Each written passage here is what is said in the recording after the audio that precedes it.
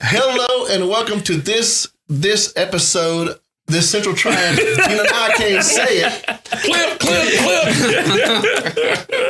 Hello and welcome to this Central podcast, a little coffee and a whole lot of Jesus. Hallelujah. You know they're feeling it when they add the extra us in there. Yeah. Jesus. You know something happened. All right now. All right now. It's an interesting situation. I'm sitting next to it right now. I can feel it. I'm telling you. All right, so we were going to just go ahead and dive right in. We're so glad that we are now in 2022. We're very excited what God's doing right now.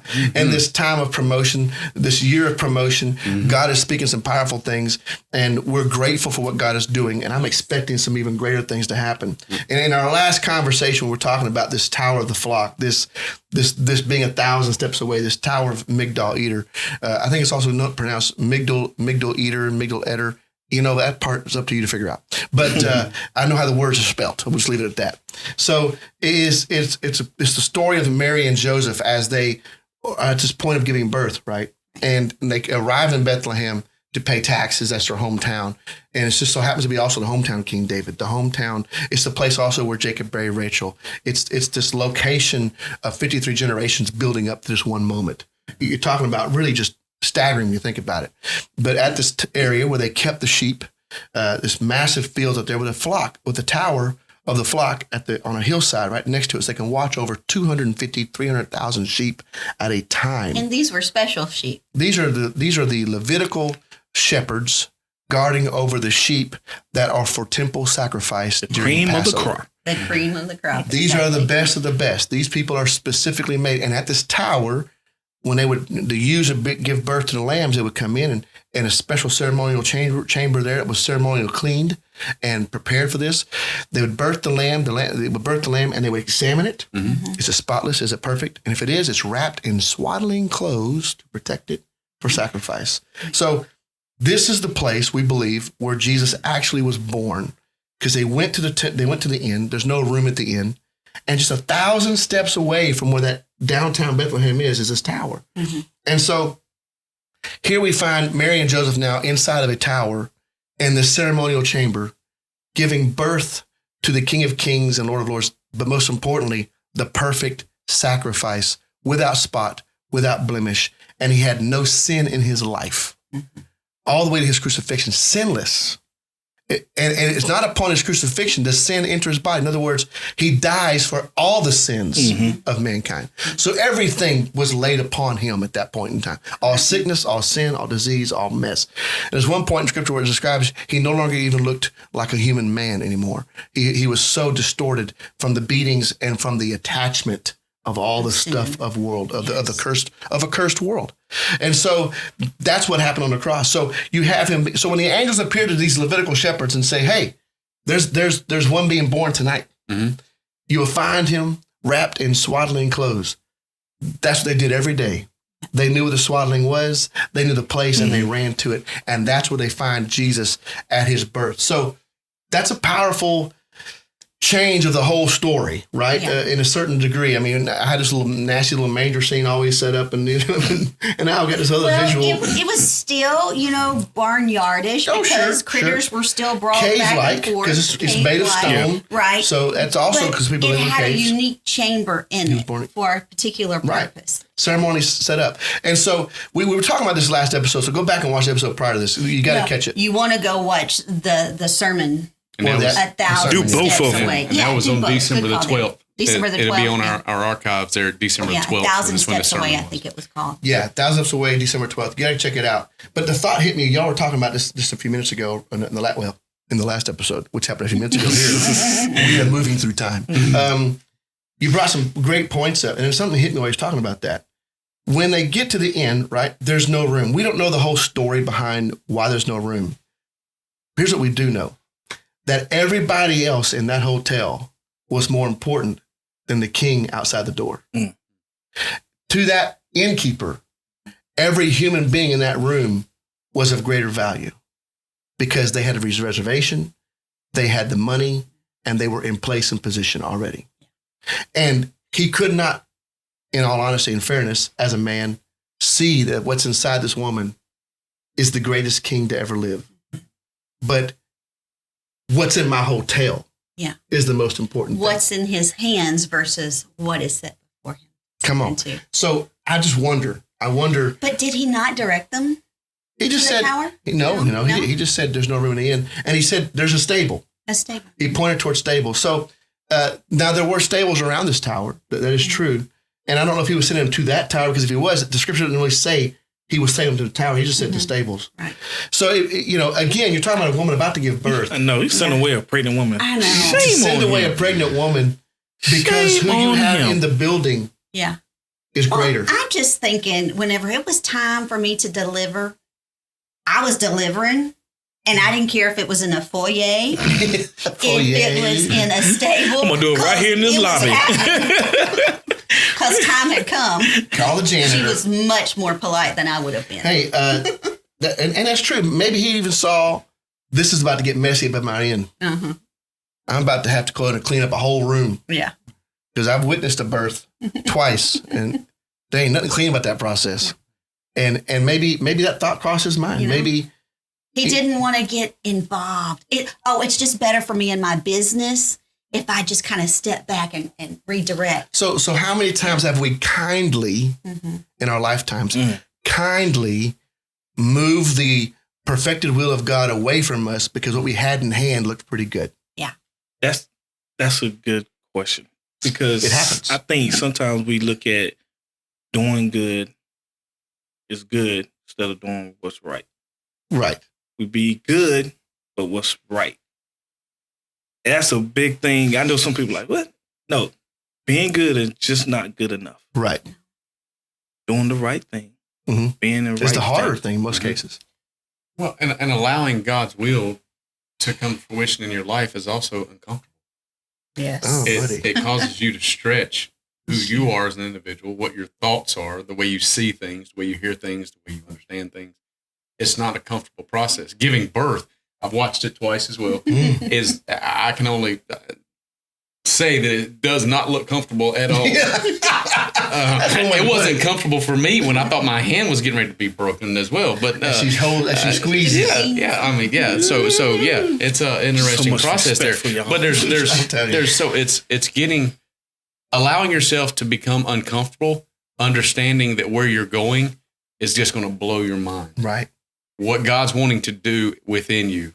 One of my favorite scriptures, eye has not seen, ear has not heard, the mind has not been able to comprehend all that God has in store for those who love him. Right. So allowing ourselves to get comfortable to see something be birthed and to come to fruition. Yeah.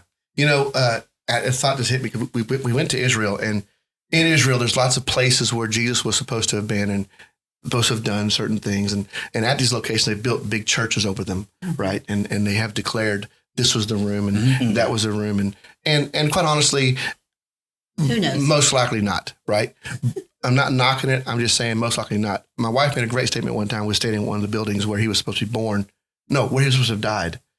And she said, there's no residue of his presence here. You feel nothing. You just see the rituals, right? And so I wonder if the innkeeper would have done the same. I wonder if, had he let him into the hotel and then later discovered that was the Messiah, the signs come on. Come to the place where the Messiah was born. There's still blood right here. Come on.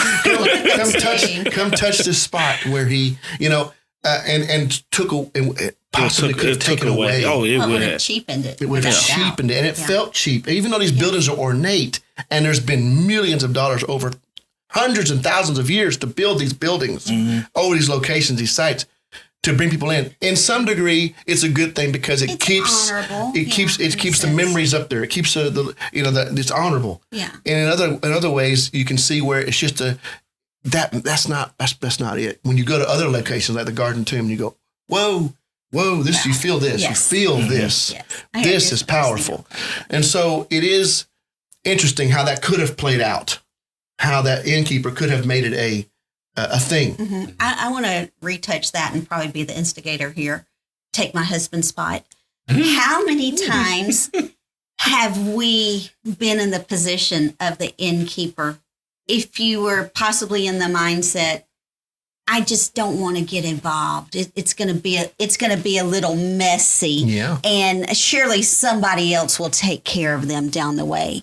Whenever God has positioned you to hear a certain thing, to see a certain thing, to be able to have a voice to speak into a certain thing. But you decided it might just be easier for me if I don't make a muck of things and don't cause a scene. Well, it's allowing ourselves to be inconvenienced. Yeah. We don't want to be inconvenienced. No. We want to go through life as simple as possible, with as few of interruptions as possible. Let me live my best life.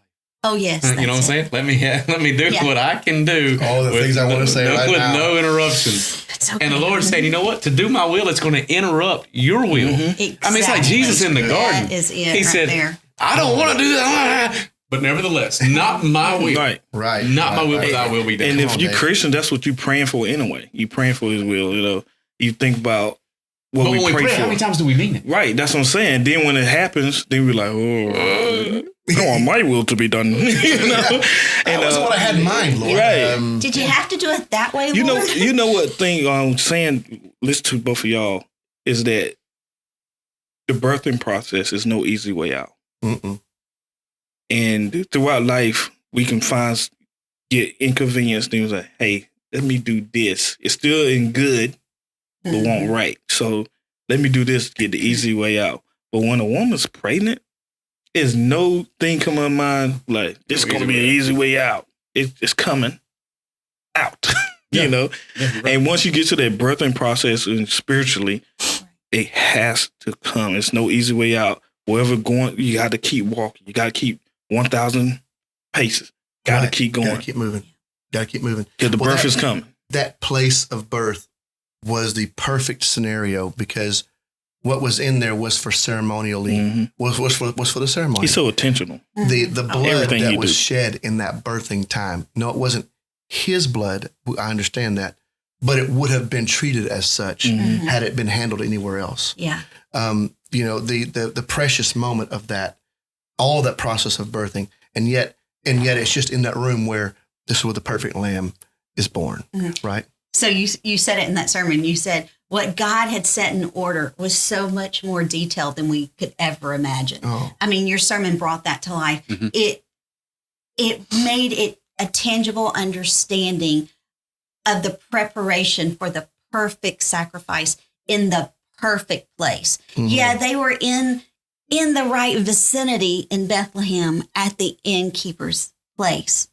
But that was not the perfect place that God had set aside and had ordained and had prepared for 53 generations, you said? I mean, think about how many times do we settle? And I know we give the innkeeper a hard time, but God had it set up all along that we didn't have to settle for this because he had this set up and prepared. I want to add something to this in a second, but also before I go any further, I want to give some credit to a guy named Clay Mize. He wrote this article in 2014 online. You can find it regarding this Tower of the Flock. Beautiful. Another individual, Cooper P. Abrams III is another person I got some information from in regarding this concept. And so the more you dig, the more you find. But there's another thought that's just hitting me now, and that is this. There's talk. I've heard theologians discuss how when a woman gives birth, that the seed of a woman is eternal, in a sense that Jesus Christ was the only human being born that chose to die who could have lived forever. His body could have lived forever. There was nothing wrong with his body whatsoever. When Adam was first made, he was supposed to live forever. It took him 900 years to die after he sinned. But because he sinned, now man in the ground is cursed, right? So the only reason why we have lifespans now is because the seed of man going into a place that was meant to hold the eternal poisons the eternal and makes it die. So now I only have 60, 70, 80 years of life and not an eternal lifespan. But when the blood from the Father is put into the womb of the woman was able to carry eternal. Something that would never die, but chose to die. That just, again, you go back. So this birthing of something, because how else can you understand it? if God can put himself into a human being and it live for eternity, but choose to die for our sins. What love. What love. And the only reason why we have a lifespan now is because the seed of man has been cursed. Mm-hmm. And so when man puts his seed in that same womb, it can't find eternity. It just finds time, a limited time. That's it's so selfless. Like, and just imagine, some prayers when you talk to people, even when I make myself in the past, I had to change how I thought. It was very selfish. Mm-hmm. For some of the things that I prayed for, even when like healing. Now when things happen, when I pray for somebody about healing, I let Lord heal the body so they can boom. Yeah. You want to kind of bind their purpose to them. Yeah. Right. And the thing is that Jesus decided to die. He decided to serve. Mm-hmm. That's it, buddy. Decided to serve. And I'm going to tell you, I've been reading John Maxwell, and one of the things he said that if you want to stay in joy, stay in peace, find somebody to serve every day. Mm-hmm. Yeah. And ask yourself this question: did I value somebody? Did I add value to anyone today? And I don't care how successful you are, I don't care how rich you are. It's you can be a sad individual, but if you have a purpose of serving, adding value to someone instead of bringing them down, right? Or just being just evil, or not even doing anything. That's even worse than anything else. Just not doing anything, having the opportunity. Kept the talent, didn't multiply it. Here it is. I'll get back to you. It's nothing. That right there, just I'm gonna serve. Right. And he God. Right. He's God. Served in flesh. He's God putting on a skin suit. It is staggering when you contemplate it. And that's what we fast for. Yeah. That's what we're gonna be fasting for. That's right. In the better and the higher position to serve even further. Well, this is promotion. The promotion to serve. I tried to write this down because I didn't want to lose what you had said. You were talking about how when God invested his seed into Mary, into the womb, it became eternal. Mm-hmm. Therefore, when man does it because of he's living under a curse, he can never find eternity, but only try to make time. I'm glad you wrote that down. Thank you. Try to make time. How many situations in our life have we tried to, if we just had a little more time? And how many times have we been led astray going, if I just had more time? And the whole time God is going, but you have me and I'm eternal. So let me into this situation and I'll take care of it from here on out. He who tries to save his own life will lose it. He who gives his life will find it. Yeah, seed. And everybody got a seed in them. And I love that he says internal. Like that seed that he put in you is internal. Right. It's meant to be there. This is some fun conversations and sometimes a little heavy seems like, but this kind of conversation can change a life. It can change you from comprehending what you thought you were to what you can be. And that's the point of all this. Get ready to step into the promotion. Be ready for the promotion. Listen, when the promotion comes, you got to be willing to accept it. Right. That's the thing. If you don't want to accept the promotion, that's in any job. All of a sudden, the boss will say, "Hey, I want to make you such and so," and you go. And what comes with promotion? Responsibility. Yes. It happens. That's just there's no way around it. You got to walk a little different. You got to talk a little different. And even though that's your people, right. But now you're in a high position, you say, "Hey, man, I can't even do that." I got to change my relationship style a little bit. I get it. And that's a part of the promotion. But be ready for this promotion time. This is it. This is the time we're in. We can't wait to see what God does in your life. We love you. We're thankful for you. We can't wait to see you again. And we're thankful for being part of Central Triad Church because here we transform lives. Wait a minute. What? And the 21 days of prayer. We're in the middle of that right now. Fasting. Mm-hmm. Right. Stick with us. Incredible things are happening. Yes, right. Expecting and believing. Tune into the daily encouragements. We don't want you to skip past those. Sometimes it's just what you need to help get you through that day. Amen. And like I was saying, here at Let's Try Church, we transform lives, produce believers, impact the world. Make sure y'all share. Love you.